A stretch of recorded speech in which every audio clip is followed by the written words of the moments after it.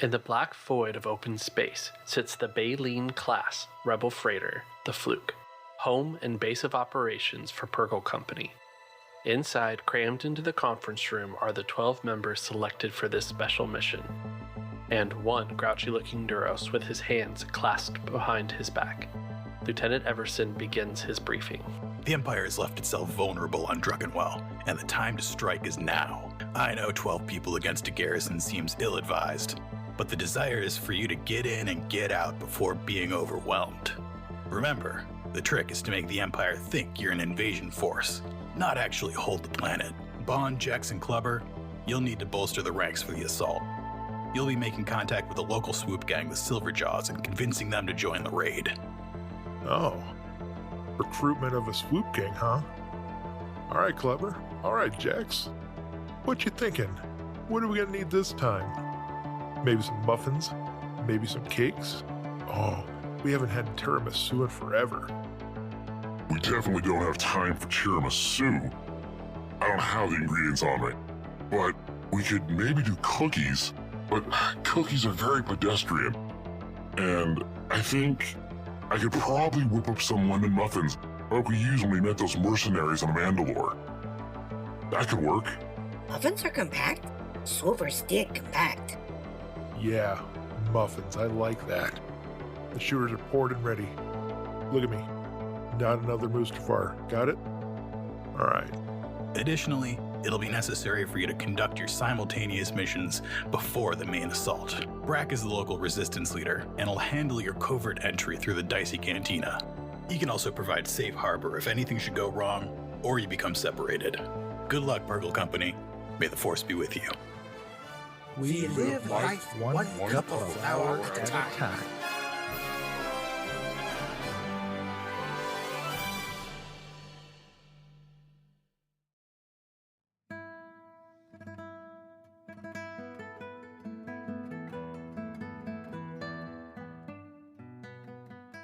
Acquisition! Purrgil Company's top racers, Bhawn, Jex, and Clubber have arrived at Britt's Cantina to recruit the infamous swoop gang, the Silverjaws. Can they convince the rough and tumble riders to join the rebellion? Find out in Swooper Serenade! Welcome, guys, to our first recording for Team Recruit. You guys can come up with a cooler name later, but let's kick things off with introductions. Dwayne, why don't you go first? Sure. I am Dwayne Feenstra. I am the GM for the Flight Risk podcast, where Star Wars actual play set in the old Republic.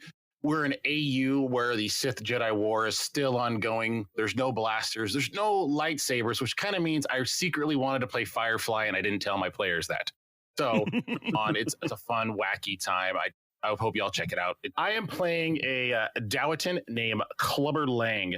And he always has his backpack on. And in this backpack, he has an assortment of ready-baked muffins, scones, and cookies to try to diffuse any situation. Excellent. That's perfect. Chris, why don't you go next? Oh, sure. My name is Chris Allen, and I'm more known as Blamed Cat or Questioning Cat on Discord. Let's see. I'm playing Jex Dio, his nickname of DJ. He is a Gossam, short little guy. He's quite the antithesis of our big burly baker over here, and he's a height of 4 feet tall. He's one of those little guys, but he is nice and blue, and he likes to drive for sure. Awesome. And AJ? I'm AJ Kimball. I'm around. You can find me on Discord. I'm playing Bhawn Bunra. He's a Bothan. He is kind of your cheerleader flyboy. He grew up on Coruscant. He's one of those nice little chestnut brown horse, dog, goat people. That's how you describe a Bothan, right? I don't know the Bothans are going to like that, but... Well, I'm sure Bothans are known for one thing, and that's opinions. So we've got Bhawn and Jex and Clubber. Right? Yeah, Clubber. Club to his friends. Yes. Is Jex okay, or is it Jexto? Jex is fine. No, that's his last name, so Jex is fine. Perfect. Awesome. The next very important thing that we have to do is roll for your destiny. Oh, yeah. Boom, boom, boom, boom, boom. Roll your force dice and tell me what you guys get. There's one light side for me. Ooh, there's one dark side for me. Happen to keep it. Awesome, light side. On the light side. Awesome. Well, so you guys are at 2 light, 1 dark, but you're very much in luck because I'm still doing Donate for Destiny. And Lily says, "May the force be with you," and has granted you 2 more light side tokens. Oh, thank you, Lily. Lily. So that puts you guys at a whopping 4 light side tokens and me at 1 dark side token. We are in control. So I can see how much we're going to get done tonight.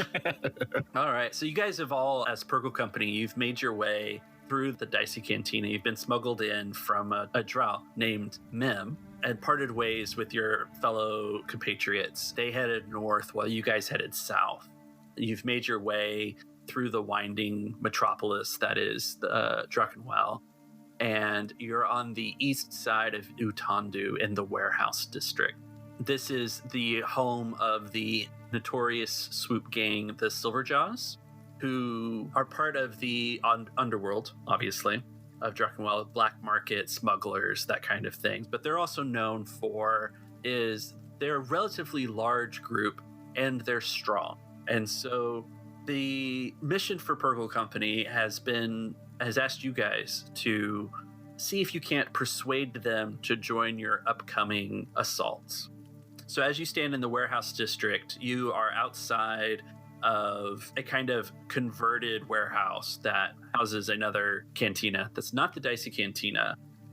It's Britt's Cantina, and it's a known hangout. There's swoopers all kind of outside, sizing each other's ride up, all wearing this kind of black leather with silver highlights, leather jackets with this kind of emblem of a silver jaw on the back. So I think you guys have come to the right place. But I'll leave you guys there as you make your plan for how to make contact with their boss, Ustin Zahara. Ustin Zahara. Gotcha. DJ, doesn't this kind of make you feel like we're back on Coruscant? All this warehouse down below? Yeah, it's a little bit more light up here, but I like it. Same thing. Oh, you can actually breathe. Kind of nice. Yeah. Nice. I mean, I like the biker bar. It's very good. I really appreciate it. The decor. It's kind of a nice grungy feel to it, But what are we supposed to be doing with Ustin again? I mean, are we supposed to does he know we're coming, or is that something that we're going to have to make known to him, while we come over here? I'm pretty sure that he doesn't know we're coming, but we gotta be on our game here, guys. We got a big battle coming up, and yeah, that's true. I got so many more recipes to cook in me, guys. I am not having us go out before I finish this cookbook, and I'm only about halfway through it. I will be forced if I will not finish this cookbook. So we're gonna get these swoopers, and it should be fine. I mean, the door only looks about 6.5 feet, so I'm hoping I fit through. If not, I might have to go through a service entry, so we'll see how this goes. Fingers crossed. True. Well, or at the least you can make sure that you pick up a couple of local cuisine from the Biker bar. I mean, it wouldn't be too bad. I was just thinking the same thing. Best food, swoop food. Yeah, Clubber will go over and look at the window. What letter do they have on the health code score for this biker bar? What's the health code, on the door if this is a food establishment? Are they like an A? Are they a B? What are they? C-. I think as you lean in to look at that, a little rat scurries out from the hole in the warehouse, the dilapidated warehouse, runs across right in front of you and hops down and into the alley. Followed by a tuca. So it's a B. If they have rats, then it's a B. Then so we're good. Rat burger. It's legit. I'll never turn my nose up to local cuisine. You never know what you can learn. So, 2 objectives, sample the menu, and then we can see if we get these. Okay. Sounds good. Let's go in. Yeah, let me get the door for you, Clubber. Yeah, so as you guys head towards the door, the swoopers that have been kind of eyeing you as you're there, one of them kind of steps up in front of you with his hand out. He's kind of eyes you up and down, and he's like, Silverjaw members only. What's your business here? He puts his hand out. I gracefully shake it enthusiastically. I go, Bhawn Ra, you might have heard of my family, the Bhawn Ra racing team. Yeah, nice to meet you. And you're the Silverjaws? Yeah, you're going to want to let us in. And what do you want to roll to convince him? Oh, that's a first roll of the night. That's got to be a charm, right? I think so. Mm-hmm. Now, would he get a bonus because he has a 9-foot-tall Dawitan standing behind him? For charm? I mean, it's going to help influence the guy. Does he offer him a muffin? Oh, yeah, definitely. As the talk's going on, he eyeballs the guy and goes, You look like a blueberry. and goes into his bag and gives him a little bite-sized mini blueberry muffin. You'll love this. Yes, you can have a booster. Yes. Oh my gosh. That's awesome. Jex leans over and he's like, Hey, check out the model of the bikes over there. Those 54.7s. Those are good ones. You might want to mention that in there. Is that got the turbo on it? I think that's got the turbo on it. That one does, but the others are all the fake kind. So they're all just, lots of noise and not really anything with the rattle important. cans? Yeah. Yeah. Yeah, that's all showman. All right. So, my roll is Average. You got a boost and a setback. Unfortunately, with charms, I have a buddy who gives out muffins, and I kill with kindness.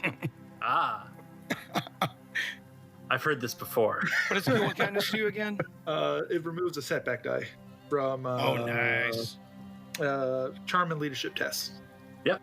Sweet. And, I only got one rank in it though. So that is a yellow, green, purple boost. 2 boosts or 1 boost? Just one. Just one. Here we go. Survey says. Hey! Oh. I told you want to let us in. And he just kind of mumbles, his mouth full of Blueberry muffin. and gestures as you guys can head into the bar there. Jex lingers behind, obviously, while Clubber's trying to get inside, and he just goes, Don't forget the fact that we have the lemon icing on some of the extra ones, so we'll get you another when we're coming back out. Yeah, Bhawn walks in first. He's got his big magnet pod racing stick that he always carries around, kind of like a baton for a scrawny little guy, but and he eyes the whole place while this huge guy squeezes in. Does that side shimmy, and stands up tall. And I assume if it's a regular building, his head is probably almost touching the ceiling as he looks around. Well, it's a converted warehouse, so okay, good. He can stretch it out. The lights all that hang out or hang down are at eye level for you. You're seeing the undusted tops of these, conical lights. I see where I have the bee raking. Okay, I see. Yeah. I would explain what Jex is wearing, but he's just dwarfed by this whole display here, so he's just going to come sliding on in behind. Oh, walking nice and big and tall, but yeah, that's 4 feet tall, so there's nothing there. Yeah, so there's a bar to your guys' left as you come in, and then kind of off to the right is the space billiards.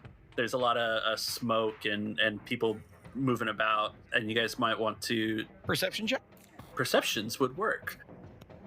So what's the difficulty? So we're gonna do a hard check with a setback. Okay, so Clubber's gonna make it? Yeah. There you go. Hey, still got a success. And a threat. Yeah. You could hit your head on a lamp or stand or something. Well, so what you've perceived is as you look around that there isn't any wait staff or anything along those lines. There's, 2 people behind the bar, and they're kind of eyeing you as they go about passing out drinks for people. They kind of have noted that you're not wearing a particular jacket that everybody else in the building is, and so getting service seems like it's going to be difficult. Well, to be fair, they'd have to slay an entire bantha just to make a suit for a jacket for Clubber over here. So, Are there any open tables, or do we have to go up to the bar? There are open tables, but there's nobody walking around taking orders. Okay. Well, then, Clubber will walk right up to the bar then, if that's where the menus and things are, and just not going to try sitting on any of these stools because I figure they'll break, so I'm just going to stand. Like a gentleman, or a gentle Dowatin. Jex is going to climb Clubber, so that way he doesn't have to. If he doesn't mind, this is an old hat for us, so he's going to get on his shoulder. Oh, yeah. Just ride him on over there. Mm-hmm. Yeah. That's how we Bhawn will lean right in with him. Yeah. So there's a definite lean because there's an overhang to this bar for the lighting, and so you've got to get down kind of on your elbows to get your head down enough to look at it. So they're basically just serving drinks to people on the other sides of the bar since we walked right up to the middle and everybody left us alone. That's what I'm assuming here. It's like a big long bar, right? Mm-hmm. Okay, and there's 2 different folks. So I guess, what he's gonna do to get attention would be to. I think he would just hop off of Clubber's shoulder and hover on over there onto one of the people and be like, hey, Excuse me, we need your help just for a moment. Let me talk to you for a second. basically just try to actually get in their face and ask a question. So you're using your hover boots or whatever they're called to move around? Yeah, yes. All right, piloting planetary it is. Oh, gosh. Yes. We're still at a hard with a setback. Oh, because hard with you're a setback. weaving your way through the crowd. Yeah, exactly. I got skilled jockeys, so I will remove that setback. Curses. And I'm not going to go full throttle on this because that would just be terrifying. Let me check my handling on those boots, I think, because they actually have stats. Yeah, silhouette 1, speed 2, handling -1, so that would be a setback. So setback comes back. Oh my! So I got rid of the setback because you gave me one, but I still get another one. So you said 3 purples and a setback. All right. I guess I'm just going to go with it. Success. And okay, so I'll let you figure out what you want to do with the thread. I have a suggestion, but if you've already got an idea, then No, go for it. What do you hurt yourself? I'll definitely hurt myself. So here's what's going to happen. He's weaving around. He just kind of hops off and just hovers on off. You know, the guys are used to this. He's going to be weaving through the crowd. There's some people, you know, talking, doing the billiards thing like that. Somebody's moving away from the billiards table to go over to the bar to grab a drink and come on back. In the process of dodging that person, he goes a little high and skims the top of somebody's drink. So the foam and the little jet burst of the little the rocket boots kind of like spilled in somebody's on the table, not necessarily on them, but just a little bit, you know, disturbs it as he zips on over and gets the attention of the bartender, one of the bartenders. It splashes up and gives someone a foam mustache as he puts it up to take a sip. Well, I'm just thinking like he just barely clips it and you hear like tink, you know, but it doesn't, obviously it's only a thread. It's not like a despair or anything. I figure more thread, he would have dumped it in somebody's lap, but. Oh yeah, but there's definitely a disgruntled swoop ganger eyeing you as well. Now. Sorry about that. Sorry. Excuse me. Pardon me. Hey, Yeah. So you get the bartender's attention. that was some fancy flying. What do you guys want? Thank you. Actually, we are here to see Houston. Do you happen to know where he's at? You're here to see Houston. Yes. Who are you? Well, my compatriots and I have some business we'd like to talk with him about. What sort of business are you in? Well, the same kind of business you are, smuggling things around. It's very simple. You know, we have things that we need help with, and we just like to talk to him about it. Whoa! Are you a cop? You have to tell me if you're a cop. I have to. Do I look like a cop? He opens up his red leather duster and shows that he's got like all his mechanic gear on. No, I'm a mechanic and a driver. That is what I do. Oh, Not you're a a cop. driver. Yes. Okay. You got some nice swoops out there. You also got some knockoffs, too. Houston's usually around in the back. Okay. Take a look for him back there. I appreciate it. Thank you very much. Could we get some drinks on the side, please? Sure. Whatever's on tap will be fine. Yeah. Thank you. And he pours you a few drinks and slides them down to the other end of the bar. I hover on over with them as they slide and pick mine up at the end. Just before it falls off the edge. Oh, right? absolutely, yes. So he's in the back, guys. If we want to go back there and have words with him, that's where he's going to be. Yeah, sounds great. Can we get some desserts to go? Because this, you know, I thought we were doing the ordering a food thing first. Oh, yeah, and yeah. Oh, sorry. Yes. Okay. Yeah, let's choose that. You can't be negotiating on the empty stomach. It just would drown out all the conversation. Yeah, we know about your blood sugars. You know, we don't want that. Yeah. You know how you get. We love you, big guy. Yeah, so Takes a swig. So you guys are ordering some desserts first. yeah, Clever. Yeah, we'll look and see the dessert menu and go. yeah, that all looks good. I'll take one of that. Okay. Roll a force dice for me. All right, Ooh, nice. double, nice. So these desserts are extra delicious. We're gonna have to come up with names with you. Yeah, you got a paizuki. It's a giant Chocolate chip cookie. chocolate chip cookie cooked in like a cast iron Ooh. pan, and then With scoops so of it's ice like cream. I think it's like 8 inches round. Oh, no, yeah, it's like a small personal pizza, cookie size, with like 2 or 3 scoops of ice cream and toppings and stuff. Oh my gosh, that sounds amazing. Well, that would be called the full throttle for sure. The full throttle. I like that. Yeah, so yeah, Clever will take slow bites of this full throttle and pull Oh out my gosh. pull out his data pad and start making notes of what he thinks in this thing. And like That is this- almost as big as me. This is he'll take his spoon and just jam it into DJ's mouth and go. Do you taste nutmeg? I taste nutmeg. Oh, yes, I do taste nutmeg. It's in there. Perfect. He'll write it down. Ooh. This is This is delicious. Ron, do you want some? And not even without eating a beat, just sticks a spoon into his mouth and boom.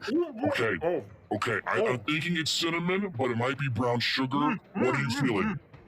I think that's Onderonian blackstrap molasses. Oh, perfect. You know what? After this, we're gonna have to go to the market because we are out of Onderonian and all the stuff. So I have to go make sure we stop at a market before we're done here. This sounds like a good idea. If they're still standing. All right, so let's make the knowledge lore check to see how well you decipher the recipe for the full throttle. Okay, what's the difficulty? We're still gonna stick with hard. I'm gonna flip a light side because I want to get this because this is the important thing for me. I know we're trying to stop a war or something, but this is important to me.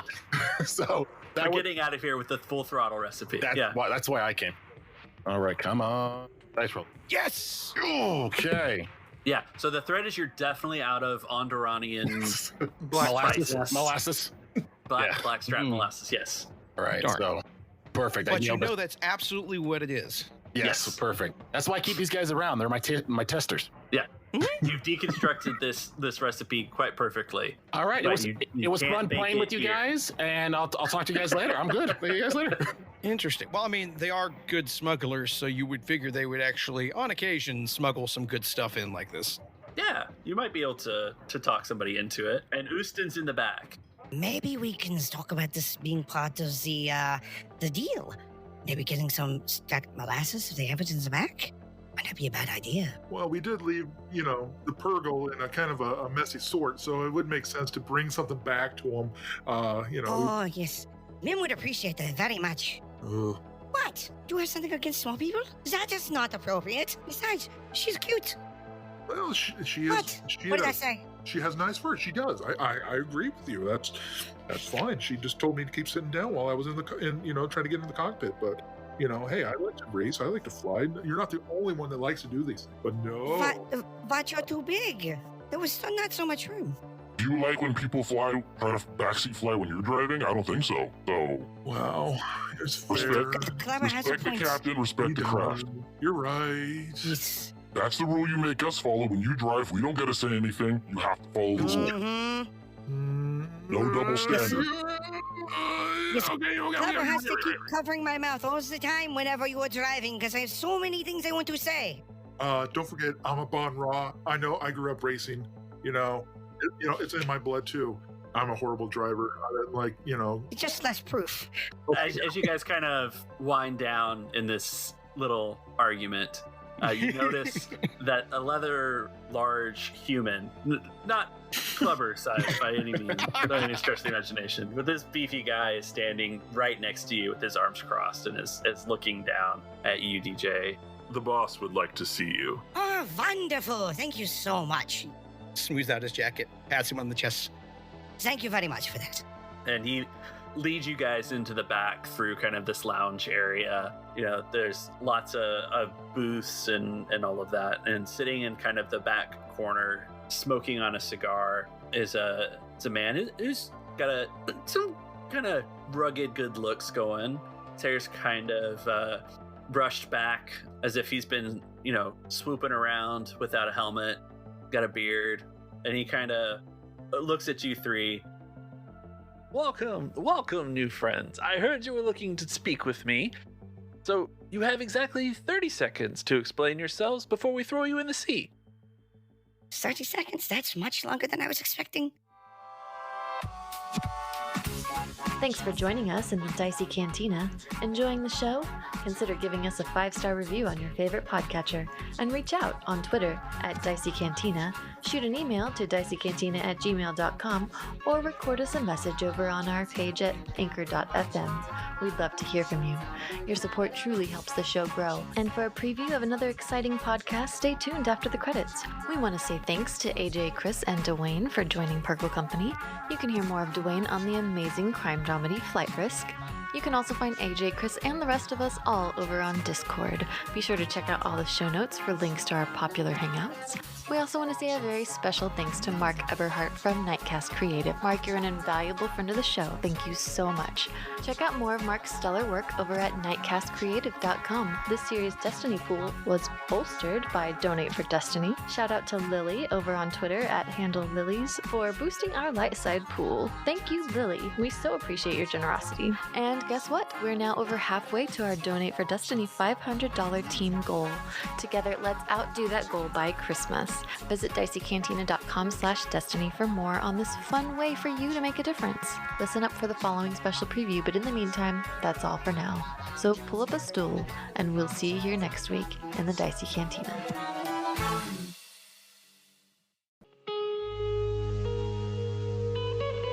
A long, long, long time ago, in a galaxy far, far away,